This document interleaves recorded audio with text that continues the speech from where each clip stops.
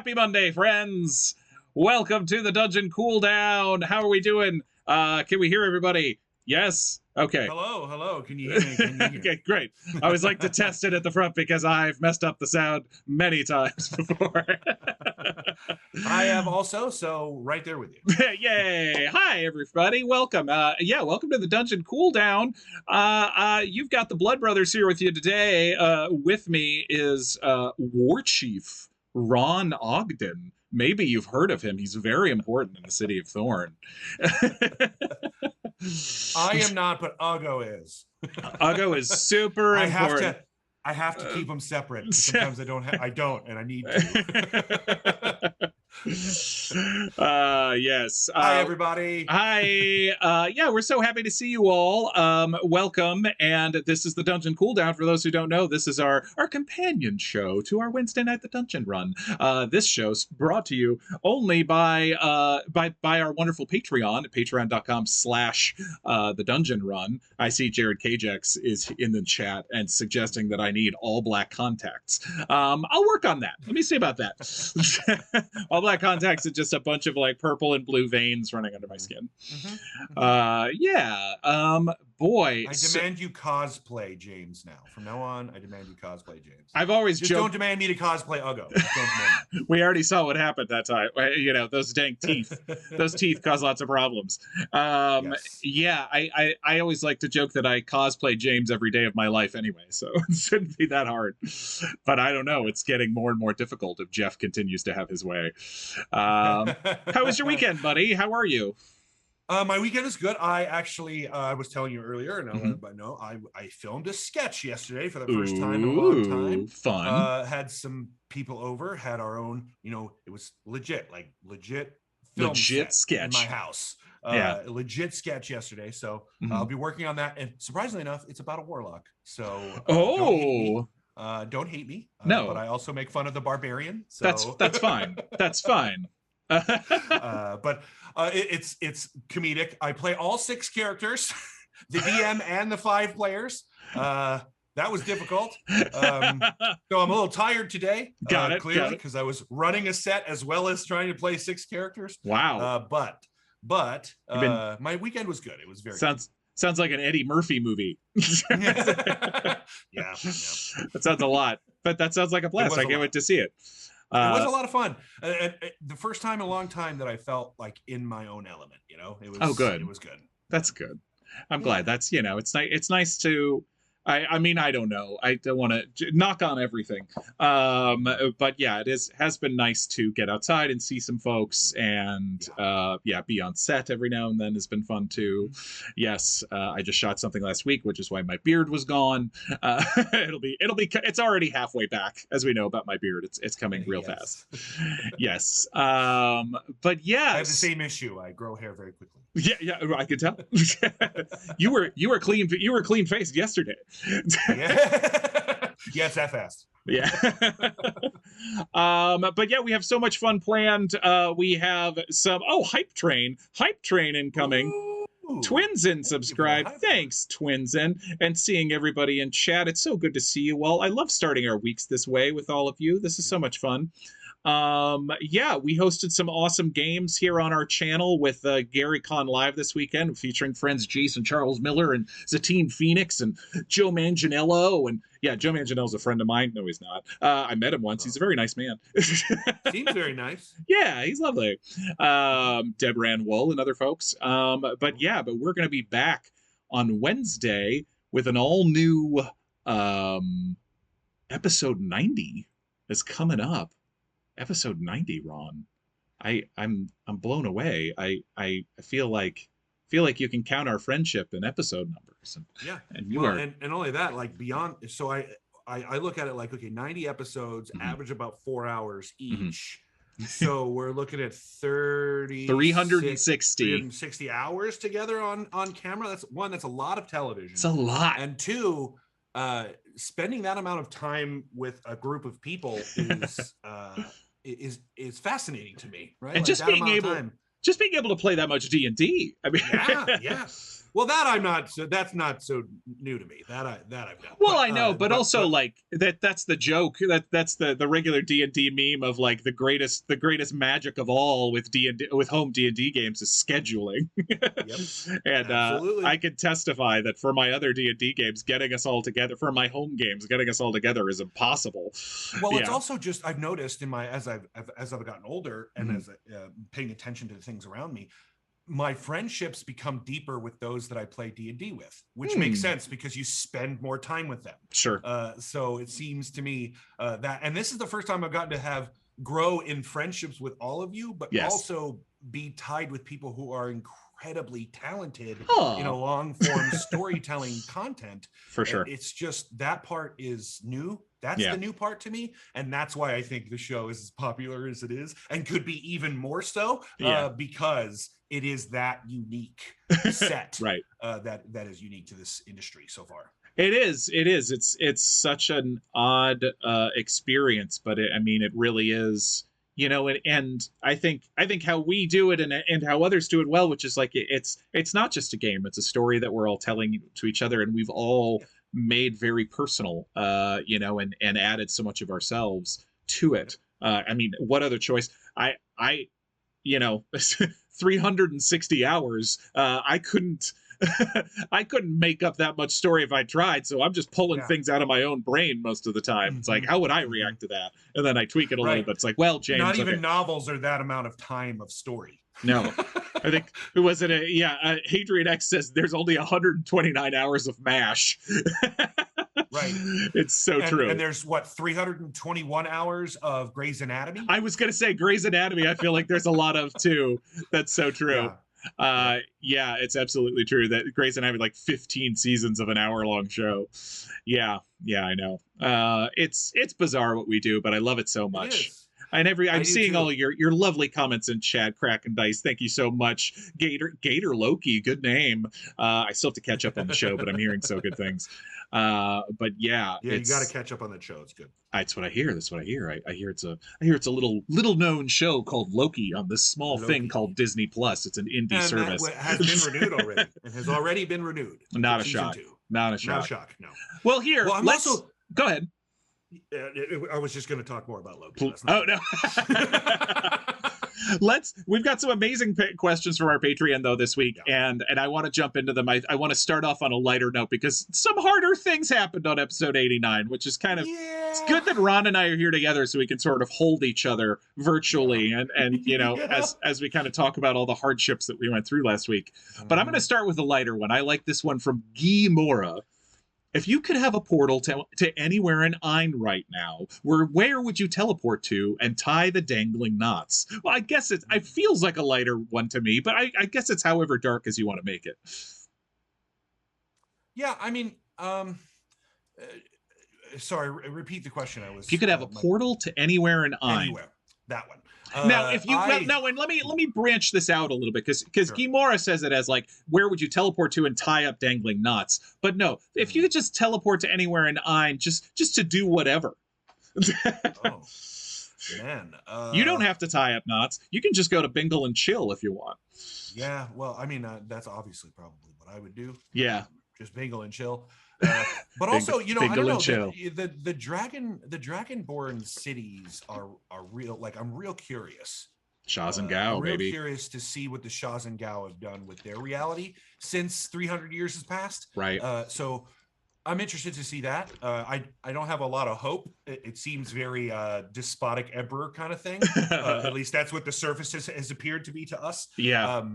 But you know, if I could go anywhere and just observe, that's probably where I would go. Yeah, they're kind of an enigma, the Shaz and Gao, right? Yeah. Because in the 300-year ago history, they seemed very benevolent and sort of bringing. Right now, they do not appear that way. Well, right. Though surface surface, we only see the surface. Yeah, we only see it through the perspective of Choran and Chomel, which was not good for sure. Or Baojai, more specifically, I should say. I couldn't think of her name for a second. Which was not great, and the Nameless Few, who sucked. But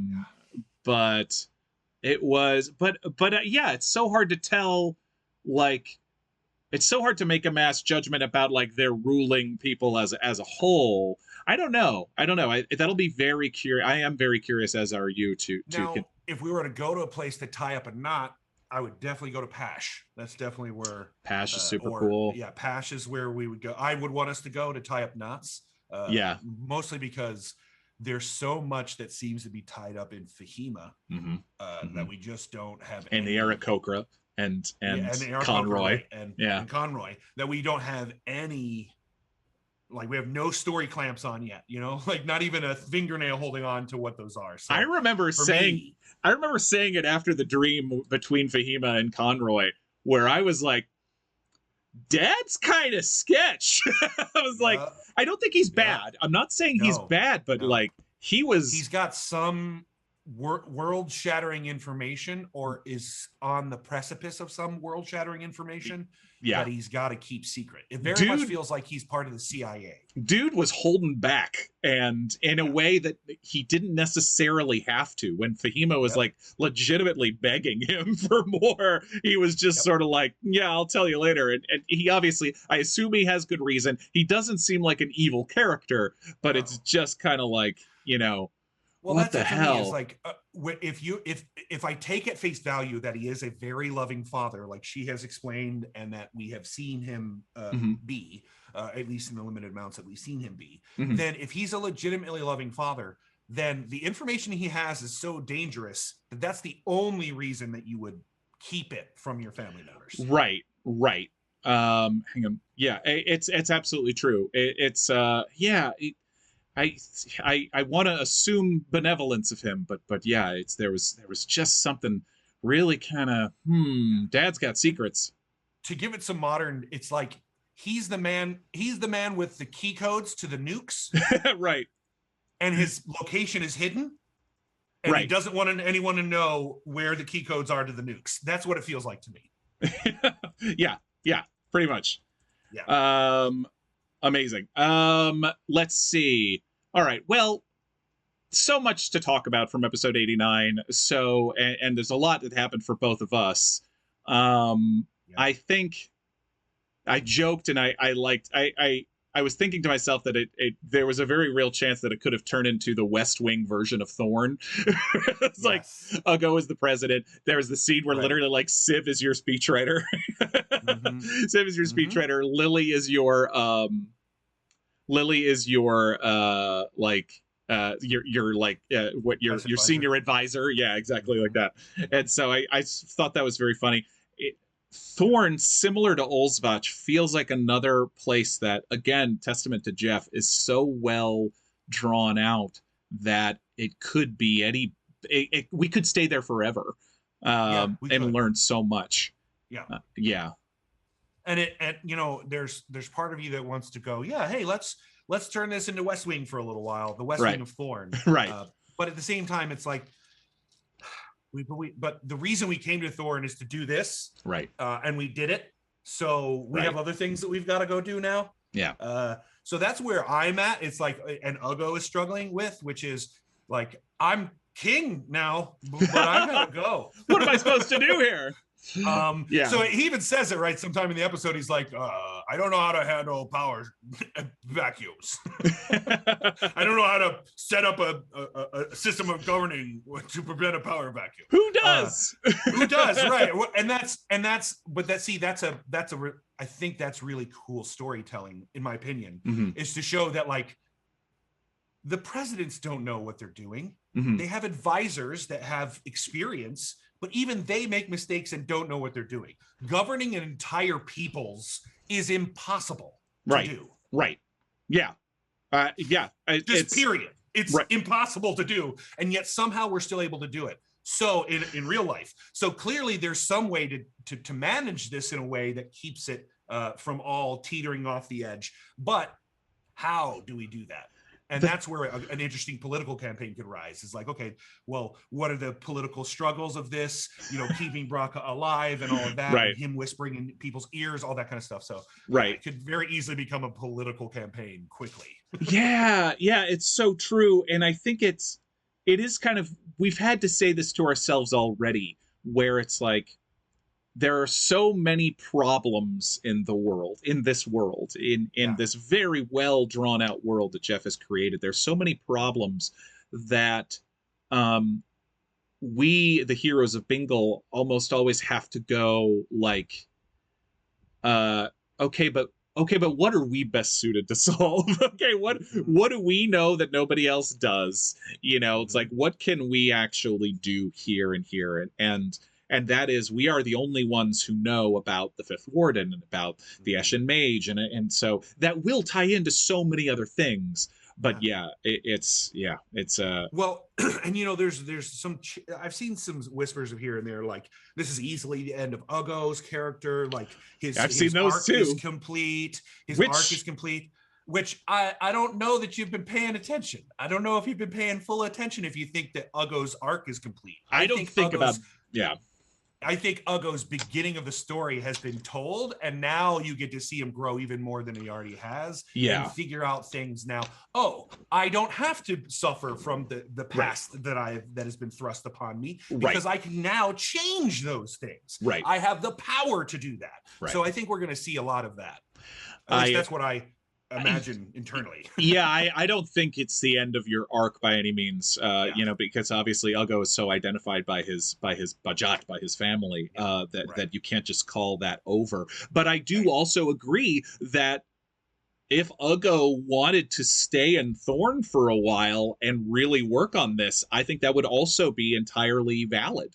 Sure. So I do see the people of like, does this mean Ugo's taking a time out? I don't, or what's going to happen here? I could see that, and I don't know what conversations you've had with Jeff. I don't think Ugo's leaving, but just no, I can tell you, I don't think Ugo's leaving. Yes, I'll give you an example from the Lord of the Rings. Yeah, Aragorn was king, but didn't stop. Right? So true.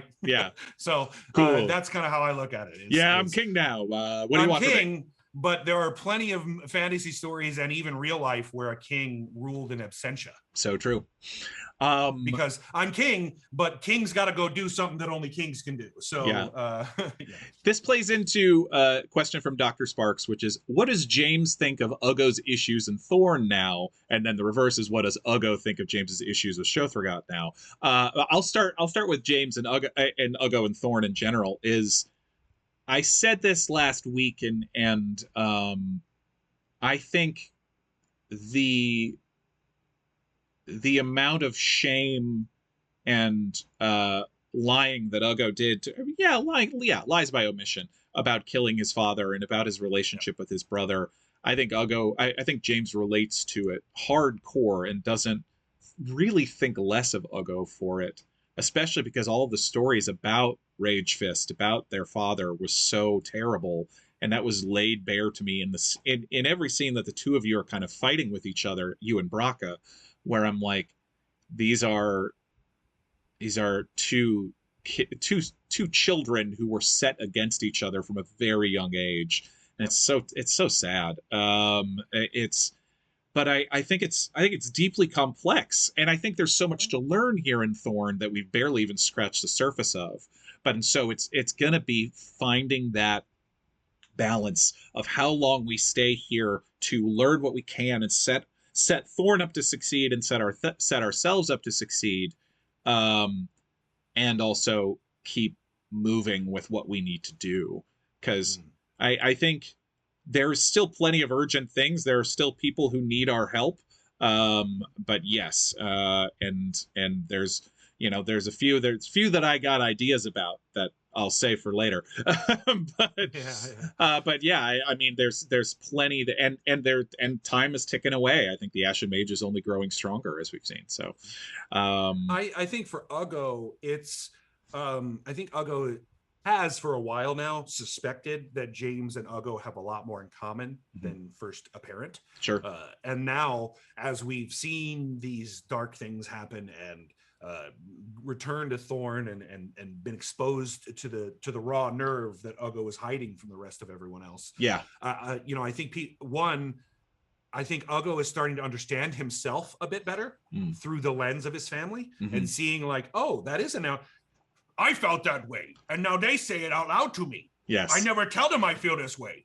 So it's kind of that thing where it's, he's getting some self-confidence in this because he's realizing that how he felt was valid and true. Yeah. But he's also realizing that because of some of the decisions that he's made and been hasty, that he has in fact been hasty and has been quick to judge because his nerves were raw, rather than, okay, let's take the mindful approach here, really digest it, and then use what you feel in that moment to drive you.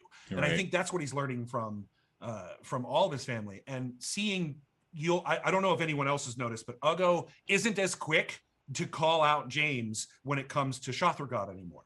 Oh, interesting. And a lot of Uggo saw that thing happen, but you didn't stop him and grab you and go, "What has happened? You tell me now." Right. And you have identified that Shothragod has been speaking to you in terms, and Uggo is less like, "Well, don't listen to him," and more like, "Well, what did he say?" Right. Yeah, I had noticed that. I had noticed the slight difference in those from you, and I think that is really interesting.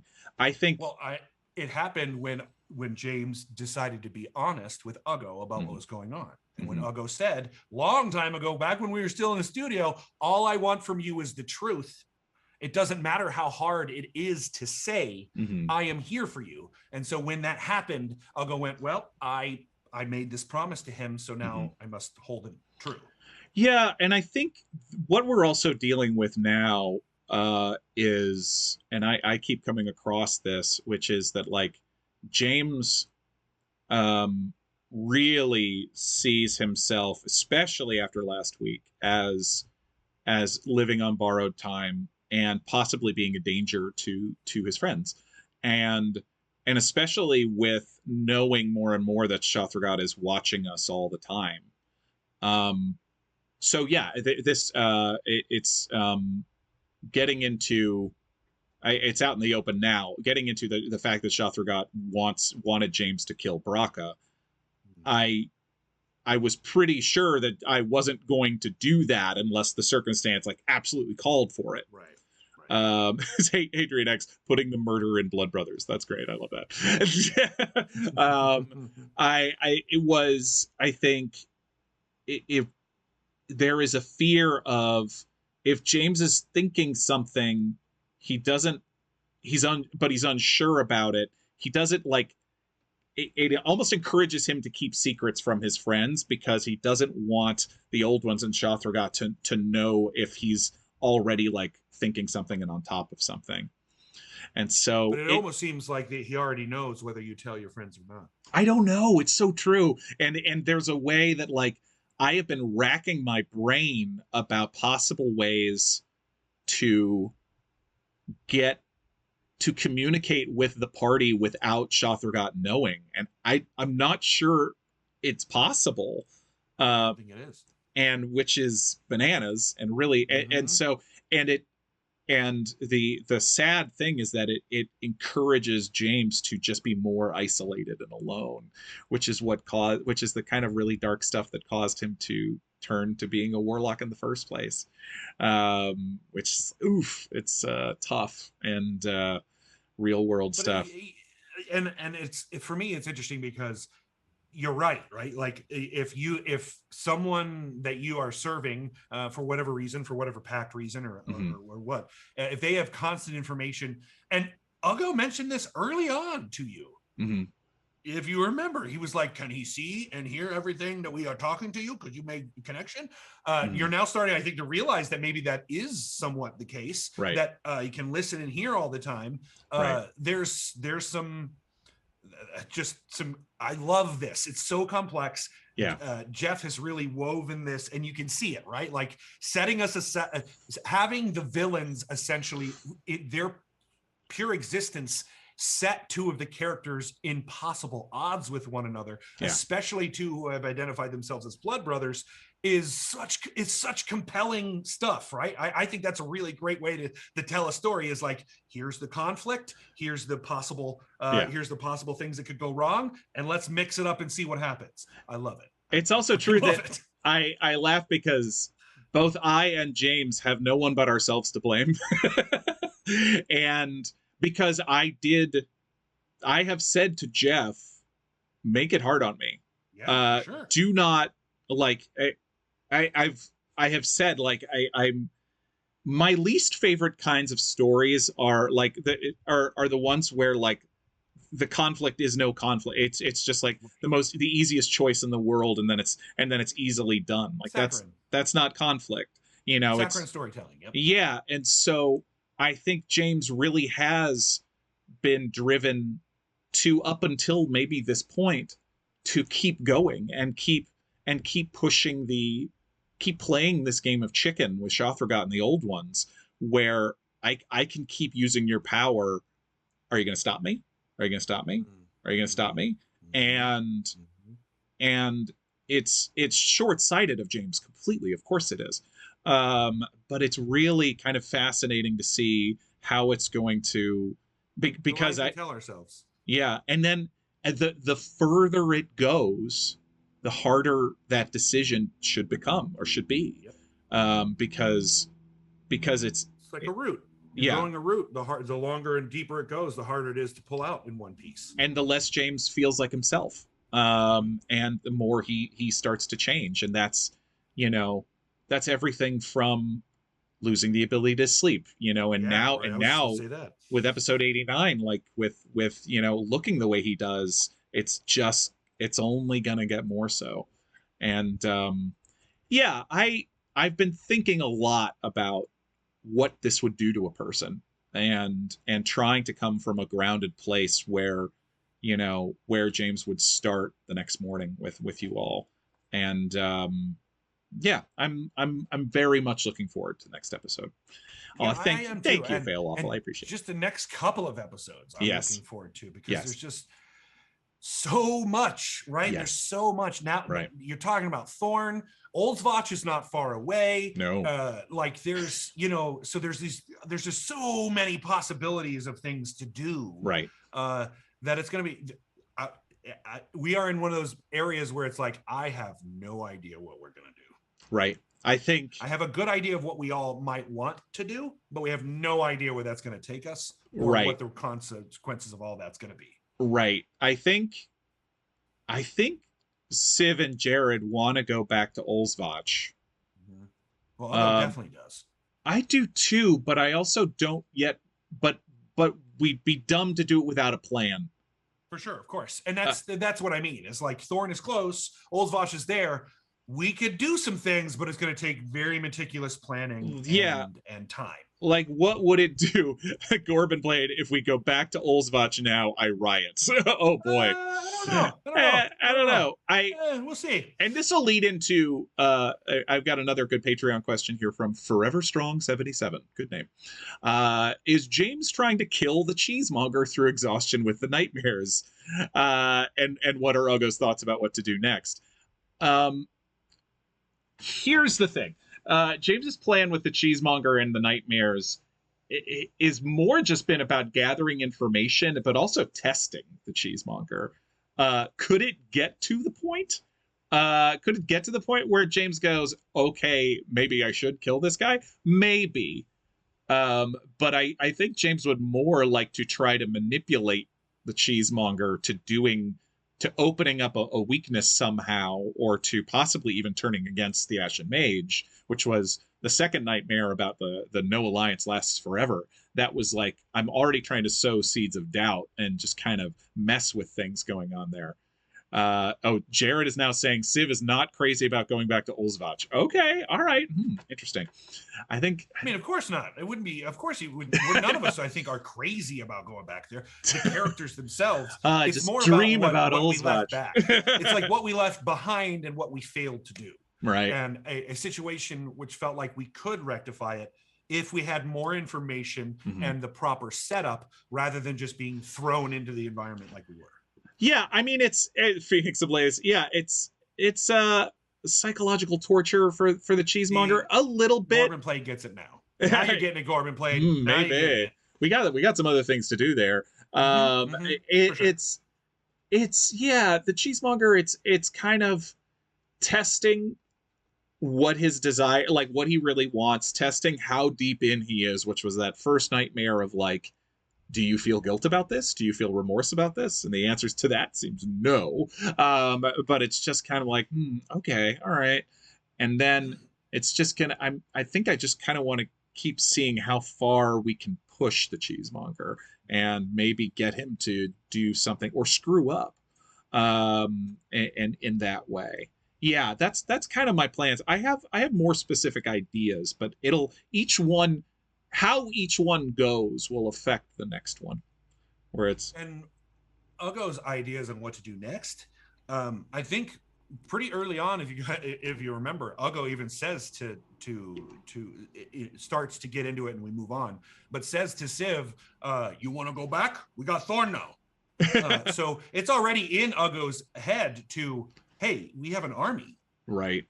I do think it's too early because the army is in shatters and shambles because Right. there's a change of leadership. So there's a lot of stuff that we got to do.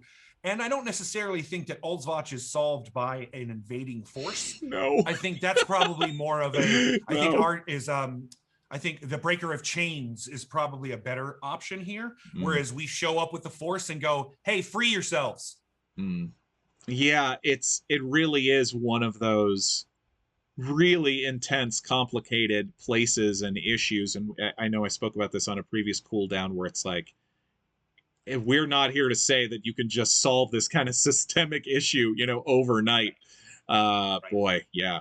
And you can't. And that's the thing that we're struggling with is, right. I wish it was easy to solve all this. It would be great if we just took the army of Thorn and went to Oldswatch and freed them and everything was happy-go-lucky. It's and good. Great. But that's not how consequences work. No. So there's got to be some sort of engine to get all these things done. Right. And I love the chat because they're talking about things that we aren't necessarily verbalizing, but are already kind of considering. Yeah. Like for one, Hadrian X says like rage juice is gone for the Thorn army.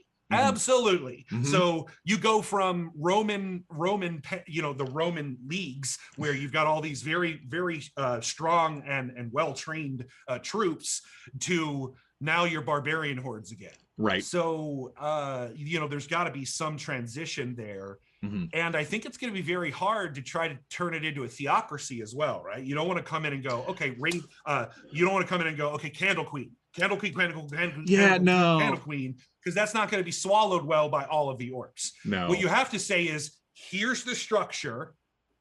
Here's the reason this structure is strong. Yeah. I think those of you who want to test the structure, fine, but I'm going to be there, or at least set up some way in which you are tested while you're testing that structure.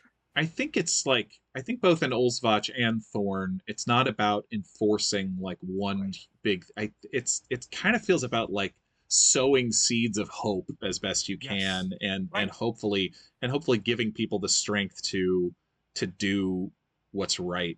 I hope. And that's what Ugo's speech was about.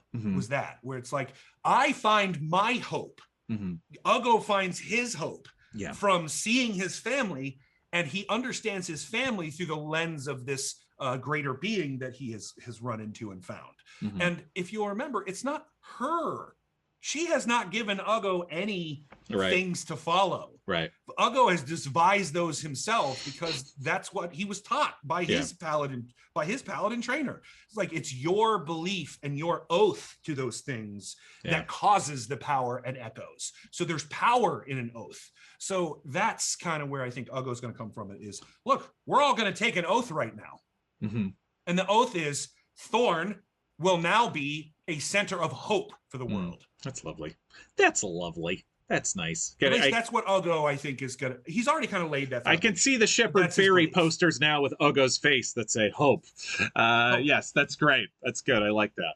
I think there's also, Damon 7 says Ugo should invite the dwarves. I think that's a very good idea, actually. He's already said that, right? He's like, we should get people together. A moot, he called it. Let's get a moot together and talk about our issues. I have huge questions, though, about the elephant in the room, which is Ogden to me, because we don't know who's in charge over there, and we don't know what they're up to. I think we do. I think we have an idea of what they're up to, which is that, but if they are building stuff for Urtenfurt, which it kind of sounds like they were, does that mean Urtenfurt is literally over there in Ogden running the show? I find that a little hard to believe. Maybe. Well, Ugo has some information from before the campaign started that he's been sitting on because it hasn't been relevant until recently, until you just talked about it, which would give us a little bit more insight of where Ukdu came from, because it used to be very much like Thorn, which is like orcs only, no one else, orcs only, and it's no longer that way. So I still remember that story that Jeff as Grolago told about Ertenfurt's, attempts to walk into Ukdun. It was such a cool, creepy story, which is like this gnome just walking into Ukdun and getting killed like 3 or 4 times before they finally went, maybe we should listen to this person. Yeah, and it's such a smart way to go again. It's such a smart way to do that. And that's why it's so Ertenfurt, because it's like if you want to prove, if you're a little tiny gnome and you want to prove how powerful you are, show up, let them kill you, keep showing up. It doesn't matter how many times you kill me. I'm gonna keep showing up. So in a way, it's pushing orcs' strength down to the bottom, because you can kill me as many times as you want. I'm still going to come talk to you. And I think Braca, still has some part to play there too, because he was the one that was making all the deals with Ukdun. He's the one that gave them the tree, but it's interesting. Why did they want that tree? I mean, I think that ties into what we now know from that Fahima learned in the Ashen Mage's office. Which is they're building something big and nasty. Yep. And so I think as far as most urgent, like, place to go, figuring out what's up with Ukdun and making what changes we can there, to me feels like what's next. Maybe before we head to Zhong to see the grave of Nonezaron. I don't know. I don't know. It'll depend on what we learn, I think, next episode. Oh. Yeah, because Ukdun is staring down the barrel at Thorn now too. Like they've already been kind of like, hey, we need Thorn orcs. So if Thorn all of a sudden is no longer working in conjunction and is now a stopping post, that's going to complicate things for Ukdun, because now they have to pull their concentration away from the war with dwarves, and now they're in a 2-sided war, which is exactly why Ugo went, we need a moot, because if Ukdun is going to go against us, then we need to align with dwarves pretty freaking quickly, and if we do that, there's a lot of stuff that we got to do to make that clear. Because you're going to have both Thorn orcs and all of the dwarves being like, are you insane right now? You are insane. These people just killed us and you want us to align with them now? Yeah, sometimes war causes us to do that. They're called the Russians. That changes that. Things can change that quickly. It's true. Or the Italians. Yes, true. No offense to Russians or Italians. No, right. I mean, that was a long time ago, and we've learned a lot since then. Yeah. But that's history. I mean, those things did happen. Absolutely. So we need to acknowledge them and make sure, like, learn from that. Right. 100%. Learn. Don't do that again. Right. And that Red Robin asked a question. I mean, this, and we've been talking about it a little bit, plays into this a little bit. It occurred to me that the heroes of Bingle now have an army of orcs to fight against Calcutta and the Drow. Is Ugo prepared to bring Thorn orcs into the battle for Ain? Which, I mean, yeah, it sounds like it. If they are organized and it's not going to decimate Thorn. Yeah, right.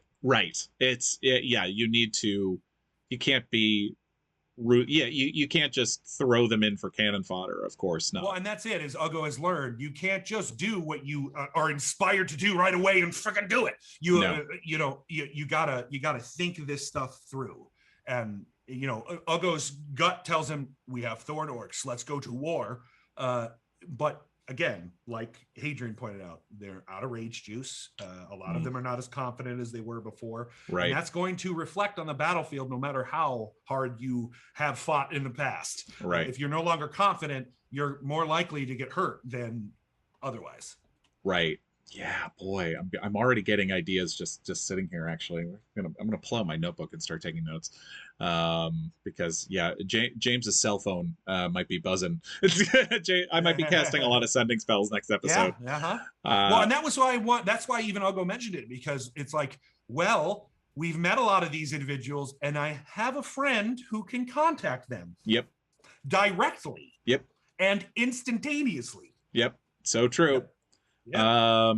Yeah. There's lots to do. But I think it's obviously important stuff to do, and so it could skew some. We're looking at we're looking at a time right now that I think it could change the campaign in a lot of ways, depending on what we do next.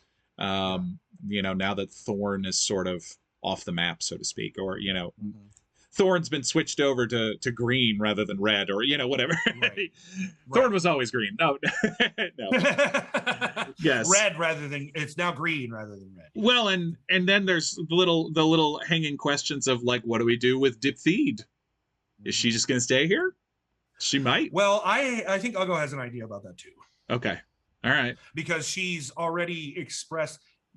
Diptheed seems like a different issue. It's the same issue with the orcs, which is less confidence, right? Because they've changed, but change doesn't necessarily mean you've gotten worse, right? Like change is always a thing. It's gonna always be a thing, right? You and your actions determine what your change means.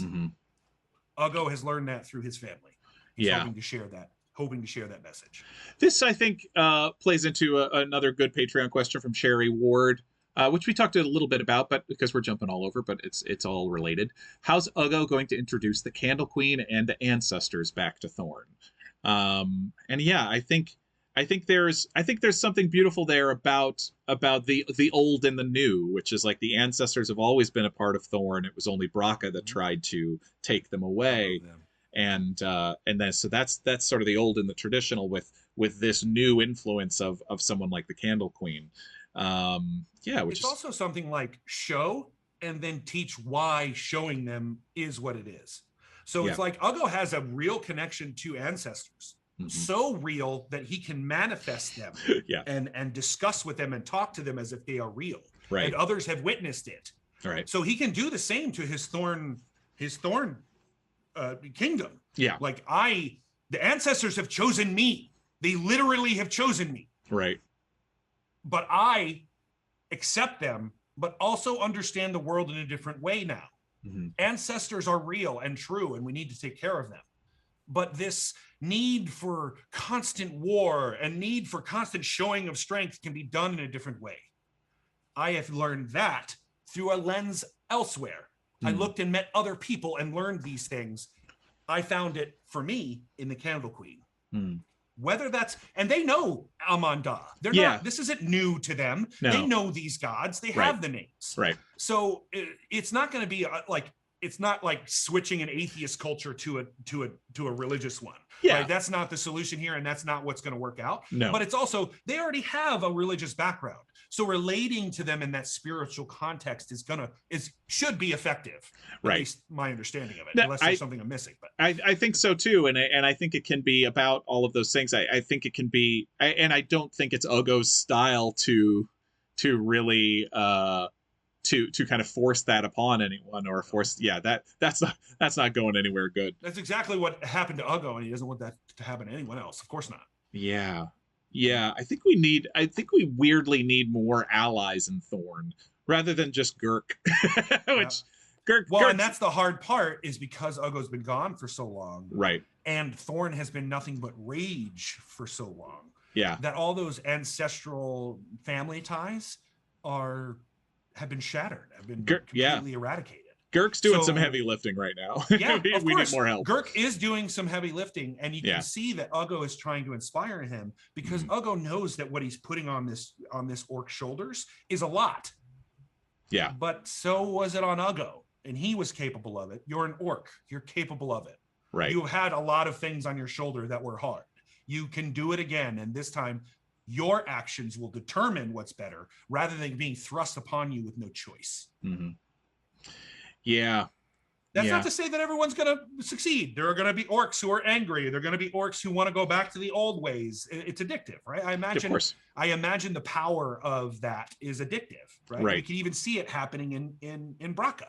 When it was taken away from him, he suffered as if he had been on drugs for a long time. Well, the question, physical pain.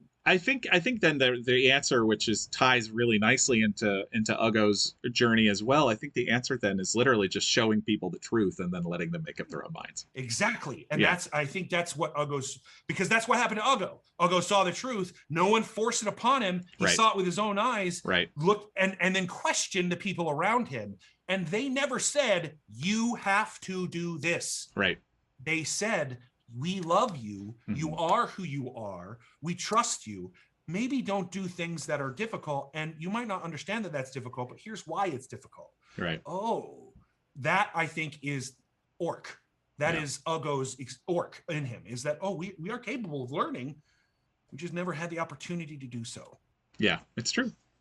It's so true. I think there's so much to do, and we've knocked a couple big ones off our list, which is nice. But also there's still so much to do. There's a certain Jorl in a prison cell back in Turles, which has its own. I just don't think we can jump back to Turles yet. But that doesn't mean that problem can't be solved in the meantime. I have ideas. We know that there's somebody working against us in Turles because Ugo has been framed for a murder that we all know that he did not commit. Oh, I didn't tell you this. Did I not tell people this? I said it to Jeff, and I may not have ever said it here. I'll say it here on the cooldown. One of the questions that I really wanted to ask Vic, the dead body of Vic, which is did you kill Audric Lucerne? And maybe that would change. I know Vic has become a much beloved character at this point. Vic was not a good person. And it was just so because. But even bad people can make decisions that are very important for the continued existence of reality. For sure. It does not excuse all the things they did. No. It just identifies that Vic in the end made the right decision. True, absolutely. In that last moment, she made the right decision. Right. I think it was, but it was. She's the prime suspect for James for certain, because we know they were in Turles at that time, and we know they were operating and doing things there. And unless there is somebody else in Turles, which there might be, there might not be a direct ally of the Ashen Mage still in Turles right now. It's hard to tell. Corbin played, stop it. Yes or no question? No, hang on, Ron. Hang on. I need to address something. Yes, sir. Yeah, yes or no questions. But go ahead. Yes or no questions could still be very important. Stop acting like a yes or no question is a waste of a question. I'm sick of all of you giving me a hard time over this. And by the way, the contact other plane spell is only a one-word answer. So any of you that give me crap about yes or no there too, I'm cutting you off. I don't want to hear it. All of the extra planar stuff where you get information. Yes, I'm triggered. All of that stuff is meant to be very vague. It's meant to be very vague. It's like the Oracle at Delphi. Yes. Never gave you a straight answer. Yeah, that's the other thing too, is everyone acts like it's like, oh, you should have known this about how the dead are going to answer you. I was like, I've played with and watched many other DMs who don't play that trick, and now it's Jeff, and I love him. And I love how he does that. But quit acting like that I should have known. Get out of here. Hindsight is 20/20. Exactly. Hindsight is 20/20. So it's easy to say that after it's happened. I don't hear many of you saying it before it happened. I know, exactly. Suddenly everybody knows. Yeah. Well, and specifically about the yes or no question on whether she killed that person, that would still give you a lot of information. Right. Oh, regardless completely. Of whether it was yes or no. Yeah. Yes, then you confirmed a suspicion, and no changes your viewpoint on Vic completely. Right. Well, and that also answers that question of because if I asked who killed Audric Lucerne, she may not know that, and so it's making it a simple enough question, because if she didn't, then that means there's something else going on in there. Or are you responsible for their death? Right. Yes, yeah. Because maybe she didn't plunge the dagger, but she might have sent the assassin. Did you give the order? Did you give the order? Yeah. I love you, Corbin Plate. I give you a hard time. I love all of you second guessers in the Discord. I love you so much. They keep you on your toes. They keep I us know. on our toes. Yeah. It's so true. Constantly thinking about the decisions I'm making because I know there are people out there like that where I gotta go, okay, hold on. Is this gonna fly with who I know watches the show? I still just don't even try to think about that in the moment, thankfully. I in the moment I don't, but afterwards I'm like, okay, now how is that going to fit? And I made the decision, so how do I explain why my decision is in that realm? Yeah, because they didn't make the, your subconscious is always kind of, that's the thing I've learned about improv and long form storytelling, is to trust my subconscious. And it works out beautifully in a lot of ways in my experience with improv. And so you learn that, like generally speaking, I think that way. I may not be thinking that way in the moment, but my subconscious is keeping me true to that rule. Yeah. Yeah, you have to trust your own instincts all the time and everything like that. And it's the same of performance and everything like that. No one knows what your character would do more than you. Correct. And you got to, and for me, it's more of like, I've got to be able to, if someone asked Uggo better be able to go, here's why. Right. Even if his here's why is, I don't know why. I acted hastily. That's still a reason why. It's just not a good one. Or even if, excuse me, or even if you didn't know the answer up until the moment before that. Right. Because sometimes it's like, well, considering everything, no. No. Right. Yeah. Considering everything, no. But in the moment, what I knew and the amount of information I had, that's what I chose. Yeah. Right. It's so true. And we do that in real life. Everyone does that. Even the individuals who are hindsight individuals, you do that in your own life. You make decisions in the moment randomly because you have to. It's when you step out onto the street and a bus is about to hit you and you step back and the bus goes by and didn't hit you. You didn't contemplate that before you step back on the street. Right. It's not easy to do this much improv in front of an audience. I will say that. Yeah. No, it is not. We are just playing a game, and I love all of you. It is not. There of course there are some shows where I'm like, oh man, or I should have I will think of things immediately after, like after the Aboleth fight. I should have at least tried to dispel Civ's charm. And I didn't even, I was rusty because we hadn't played in like a month. I didn't even think of it. And then I was like, I had Dispel right there. Why didn't I probably would have had to roll for it. But I could have dispelled that probably. And Uggo, if he wasn't wrapped up in with what he was dealing with, probably would have just socked the man a couple times in his face, right? To see if that helped out a bit. Though that would have still made Jared roll, and the way Jared was rolling with like a -1, or like it was just gonna take forever. Yes, I know. But yeah, gosh. We're getting close to the end here. I know. Where did this hour go? Go ahead. We talked it away. The one thing I really do want, it's a question from Jody Oliver. If you two had to swap party roles, yes, what type of barbarian would Morgan choose, and what type of warlock would Ron choose? Got it. I don't play a lot of barbarians, and so I saw this question and I had to actually look. I was like, what kind of barbarian would I play?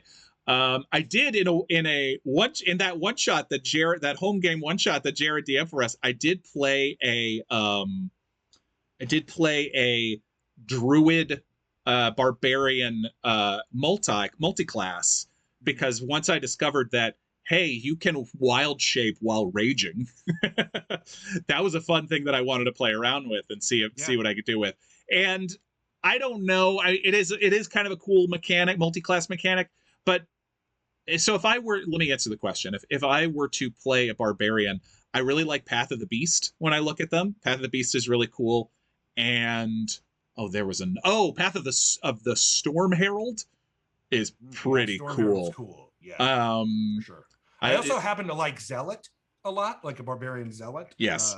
But that's just because that's more of a bad guy storytelling trope than it is necessarily a good one to put with a group of heroes. For sure. Yeah, it's definitely one where you need the right character for it. Yes. For sure. Well, because zealotry can be very much like, you can't change my mind on anything. And that's just not good for improv. That's not a fun person to improv with necessarily. No, it can be if you find the right journey for them always. Right. But well, yeah. especially if you're in a group with who shares your viewpoints. Right. I think I would probably try a Wild Magic Barbarian for a one shot. That class is so bananas, though. I don't know. I don't know. With Jessica, as Crick? Wait, it was Crick or Frick? I think it was Crick. Yeah, I don't remember. Jessica was Crick, I think. Crick was doing some serious damage as just a goblin, you know. But yeah. So, but what about Interesting barbarian subclass for sure. For me, it's a tie. Okay. It's a tie between the Undying. Undying's pretty cool. Yeah, and that's essentially like Revenant type stuff. Like death doesn't have any hold over me. They did just come up with the undead one, which they feel a little. Kelemvor is one of my favorite gods from the Forgotten Realms. Kelemvor, sure. Okay. The god of the dead, and he's very much anti-undeath, but because he wants to put people to the death. They want to make sure everyone goes where they're properly supposed to go. Sure. The lawful side of death. Making sure you go down the river Styx and all that. But also, I really have one in my superhero campaigns on every other Sunday. The Genie Warlock. Yeah, which are new. Those are pretty cool. Really fun. Yeah, it's really fun. Yeah. Everybody plays a Hexblade. I mean, and Hexblades are fun. I guess Hexblades provide you with more versatility in terms of combat. For that instinct, I said, yeah. But I like Great Old One because I'm a fan of Lovecrafty and Eldritch stuff. Sure. And so Great Old One was a natural choice for me. I've seen a lot of fun Archfey warlocks, but they're definitely they're almost always different than how I tend to view warlocks. Archfey and Celestial warlocks, who I know are both pretty popular, they seem it's when you're looking to play a warlock with more fun, a warlock who has more fun, play Celestial or an Archfey. Yes, when you're looking to play kind of a tortured, more morally ambiguous warlock, go Great Old One or Fiend. Yeah, it's very easy. It's very easy to be a warlock when you're in line with the viewpoints of your patron, right? Like way easier. Then it's like, deal? What's the deal? Yeah, let's do it. Let's do this. Yeah. Wait, I get to be good and heal people and make people feel good about themselves? I'm into it.